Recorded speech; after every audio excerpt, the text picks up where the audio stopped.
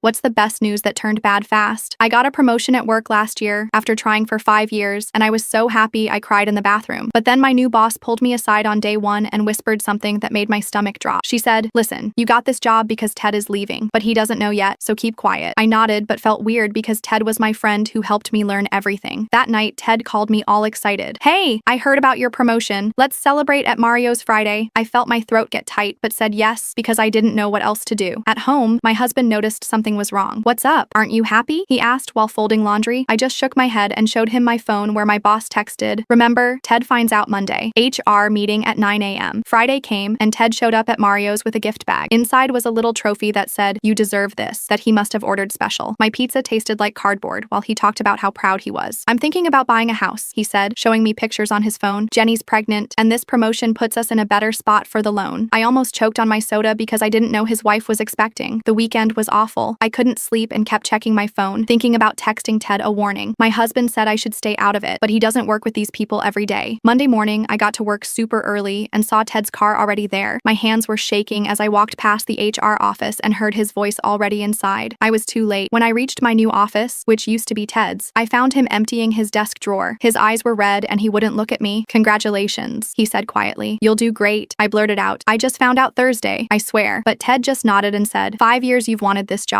You finally got what you wanted." Then he walked out, carrying his sad little box of stuff. By lunchtime, rumors were everywhere. Someone said Ted was fired for missing reports, but that was a lie. My boss called me in and said, "Good job stepping up. Ted wasn't performing." I wanted to argue but just nodded because I needed this job. That night, I found Ted's wife Jenny on Facebook. Her status showed a picture of their ultrasound with the caption, "Bad timing, but we'll make it work. Baby, on the way, staying positive." The comments were full of people offering job leads for Ted. 3 weeks later, my boss called me into her office again. "Those quarterly numbers are due tomorrow," she said, pointing to a stack of reports. "Ted used to handle these. Should be easy for someone who wanted his job so badly." I stayed until midnight trying to figure out spreadsheets Ted made. Nothing made sense, and I realized he'd been doing the work of 2 people all along. My promotion came with twice the work, but only 15% more money. The next day, I missed the deadline, and my boss was furious. "Ted never missed these," she said, disappointed. That's when I found a sticky note in the back of the file drawer. "Good luck with the Peterson account. He likes to change requirements last minute." It was Ted's handwriting. Over the next month, I messed up 3 client meetings because nobody told me about special arrangements Ted had made. My boss started sending emails copying her boss about my performance concerns. 6 months later, I'm still in this job I fought so hard for, working weekends and missing my kids' soccer games. Yesterday, Ted posted on LinkedIn that he got hired at our biggest competitor for way more money. The worst part, he sent me a message that just said, "Thanks for taking my job. Best thing that ever happened to me." Now I'm stuck in this miserable position watching him thrive, all because I was so desperate for that promotion that I never asked why it was suddenly available.